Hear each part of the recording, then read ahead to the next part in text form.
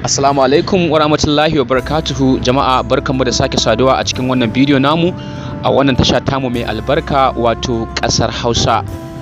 Masu son su kasance tare da mu a kodon lokaci da Allah ku danna mana subscribe sannan ku danna ƙararrawa domin sanar da ku a dukkan lokacin da muka saukar da wani sabon aiki.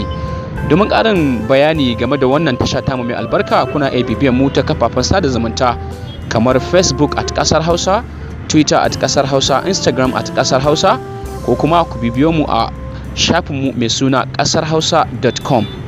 So jama'a barkanmu da sake saduwa, amma da Allah kafin mu ci gaba cikin wannan shiri muna buƙatar da Allah kar ku manta ku danna mana subscribe sannan ku danna ƙararrawa domin sanar da ku a dukkan lokacin da muka saukar da wani sabon aiki.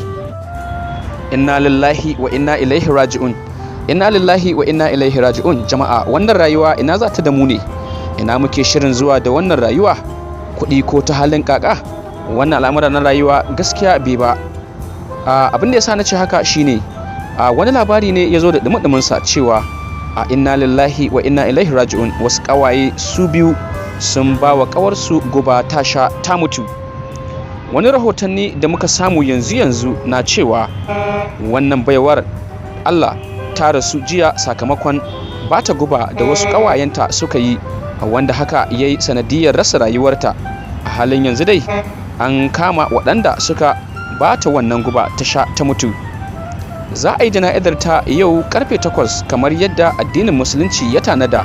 Allah ya gafarta mata kuma ya yafe mata kurakuranta.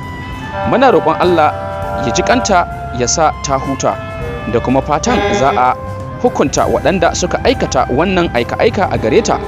Allah ya tsare mu daga aikata aikin da na sani, aiki na hau, ya Allah ka kare mu da shi.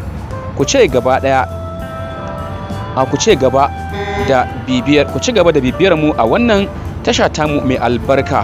A kowane lokaci muna sakin labarai da dumudumin su a lokacin da suka faru, kuma kar ku manta cewa labaran mu gaskiya ce zuriyan, babu ƙarya, babu alamar ƙarya. Dukkan abin da ka san mun faɗa a cikin labarin mu to gaskiya ne, domin ba ma fara sakin labarinmu sai mun tabbatar da ingancinsa. So labaranmu ingantattu ne, da haka ku kasance tare da mu, ku danna mana subscribe sannan ku danna ƙararrawa domin samun ayyukanmu a kodon lokaci.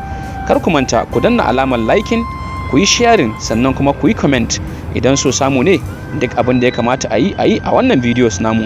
Sannan kuma a kasance masu yin hira, ku mai da tashar mu kamar ƙawarku a kodon lokaci. Mun gode.